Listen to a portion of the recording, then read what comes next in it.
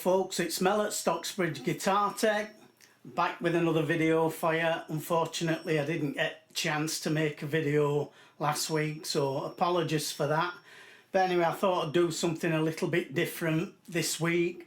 So recently I bought some items on eBay. I bought 3 items over the past 3 or 4 weeks, and so I thought we'd just do a fun exercise and see if you can guess what it is that I've bought. As ever, if you get anything out of my videos, you just enjoy watching them, please share them, leave a like, subscribe to the channel, that'd be great, really help me.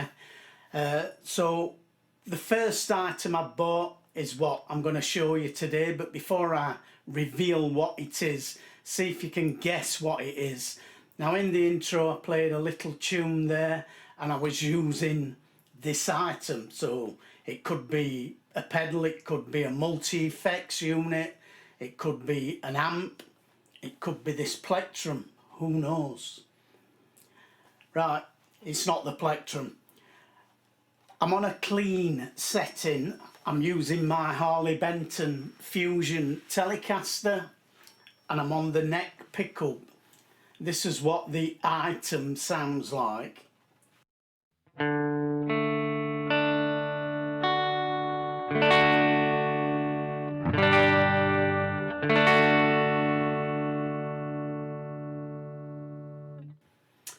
Any ideas yet? We'll try the bridge pickup.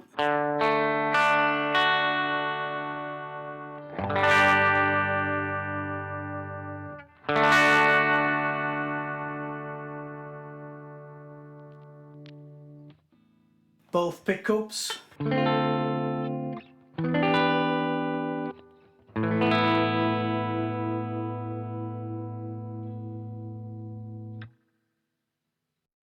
Any ideas yet? Let's try a slightly dirtier sound. So this is a crunch sound. I'm on the neck pickup again. This should be a bit of a giveaway.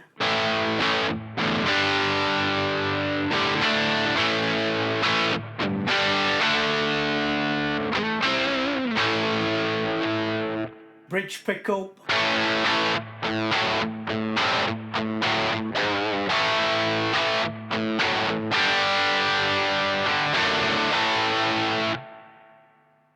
Right, so you've probably got it by now, but we'll just go to a more gainier sound.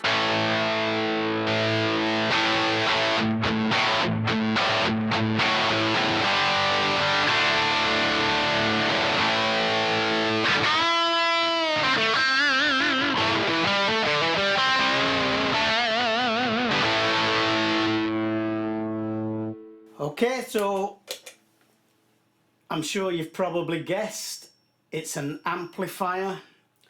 It's a Marshall amplifier, and in actual fact it's an old DSL 401.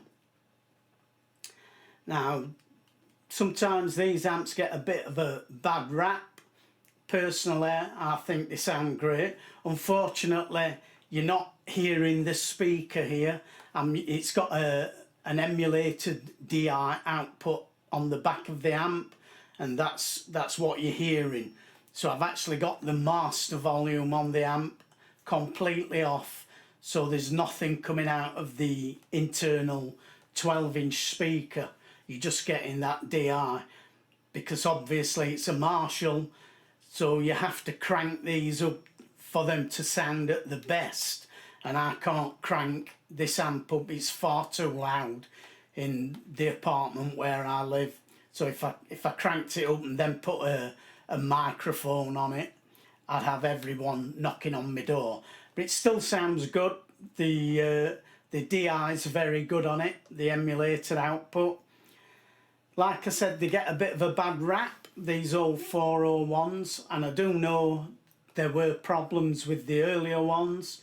So this is basically an older version of the new DSL 40s, but unlike the new DSL 40s that are built in Vietnam, I think it is, these older ones, the 401s, were still built in Milton Keynes in the UK. So that makes it a proper Marshall in my book. Nothing wrong with the new ones, they sound great as well. The one thing I do like and I prefer on this 401 model is the fact that we've got a separate EQ for both channels. So it's a 2-channel amp, and it's actually got 3 sounds in it. So you've got a clean, but then you've got overdrive 1 and overdrive 2, which are selectable via a 2-button foot switch, which I have on the floor here.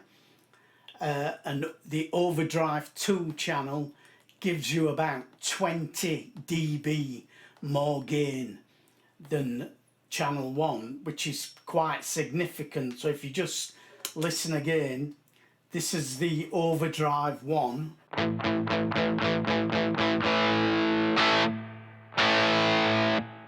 Then if I go to overdrive 2,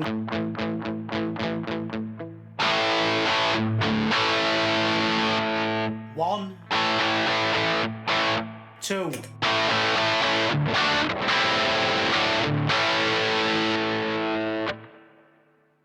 Quite a lot more gain. So theoretically you could take this amp out to a gig and just plug straight into the amp with a guitar, have a clean sound, a crunch sound, and your overdrive, your lead sound, just by using that pedal. That's not the way I'd use it, but theoretically that would be possible. But like I said, a lot of people give these a bad rap, saying that they don't sound too good, they sound a bit fizzy. Yeah, they do at lower volumes, but so does the newer DSL-40. That sounds fizzy at lower volumes as well. The big problem with these 401 amps was overheating. The front panel gets very, very hot and the valves get very hot. There's not a lot of room inside for the heat to dissipate. But on the earlier models, I believe they started building these round about 2000, maybe just before, late 90s, early 2000, and they built them for about 12 years, I think, something like that. I don't know exactly. But prior to 2003, they had a real problem with overheating and the valves used to crack. The solder got so hot on the circuit boards it would melt and the components would work themselves loose.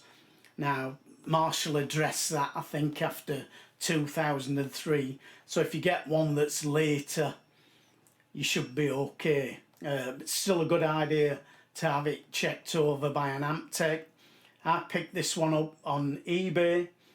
It's in fantastic condition, as you can see.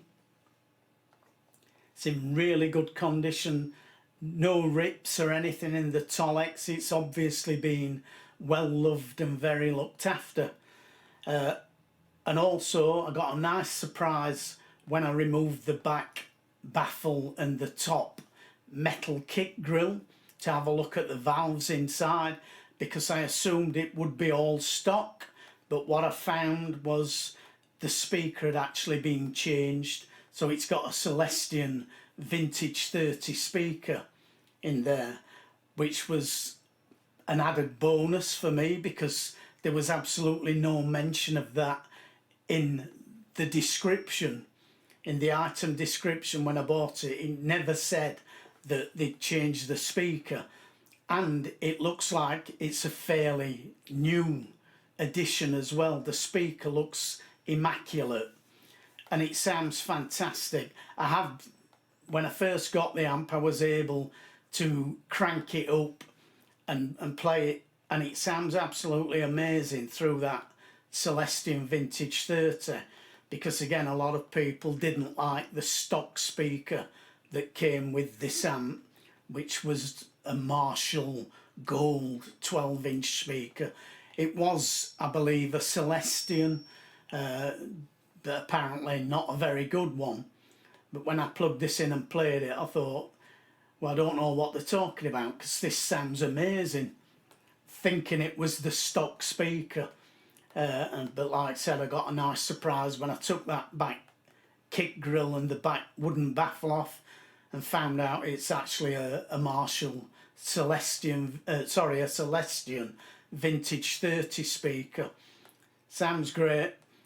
I've seen a few of these going recently on eBay for around about £150, which in my book is a steal.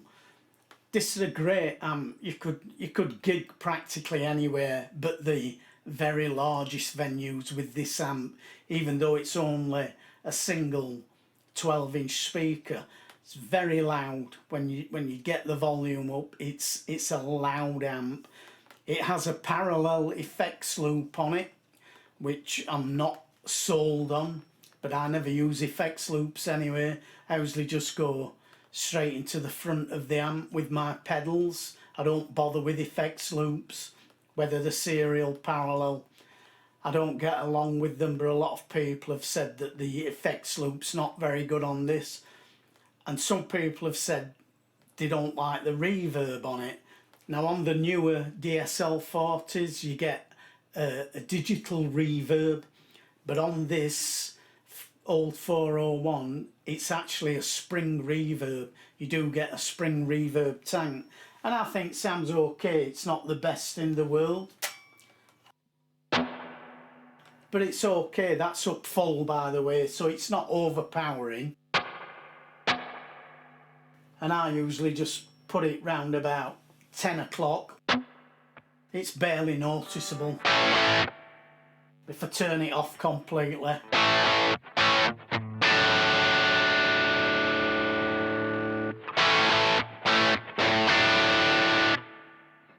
So it's just there, it just adds that little bit of ambience, and I like that. I don't like reverbs to be too overpowering unless you're playing ambient music and that's what you're shooting for. But I think this is a great little amp. This one's in amazing condition considering it's 14 years old. This is a 2008 model, by the way. Now I am gonna at some point have it looked at and have it checked over, because I believe what Marshall did was they raised the rectifier up off the circuit board to cure the overheating problem. On the older ones prior to 2003 it was actually flush with the board, and I know some people also fit a heat sink onto that rectifier, and some people even put fans inside to keep the valves cool. So I might explore that option. If I were still gigging and I was going to take this out on a gig, I would definitely put a fan on the back of it. But I used to have an old Marshall TSL 60 way back years ago, and I always put a fan on the back of that anyway. I run into that 4 gigabyte limit again there. As I was saying, I had an old TSL 60. I used to put a fan on the back of that, and I have done pretty much on every valve amp I've ever owned. And to be honest, I've never had a valve amp that I've not had a problem with somewhere down the line. It's just the nature of the beast. Valve amps are not as reliable and sturdy as solid state amps, unfortunately, but they do sound much better usually. So anyway, that's the video for today. I think I've got a great bargain with this amp, considering the condition it's in, the age of it's 14 years old. It's a 2008 model, and it's still in perfect working order. It's got that Celestion vintage 30 speaker in it, and I'm very happy with that purchase. I think I got a steal. So if you're on the lookout for one of these, like I said, I've seen a few going for around about between 150 and 200 pounds. I've seen quite a few of these up on eBay recently. Just make sure that the seller has a good feedback rating. Have a good look at the pictures, make sure everything looks all right. Read the description, make sure you've got all the information. but if you can pick one up that's in anywhere near as good condition as this one I've just got, I think you'll be very, very happy with it. But anyway, that's the video from me today. I'll be back next week with another one fire, so we'll look at the second item that I bought on eBay next week. Until then, take care, look after yourselves, and bye for now.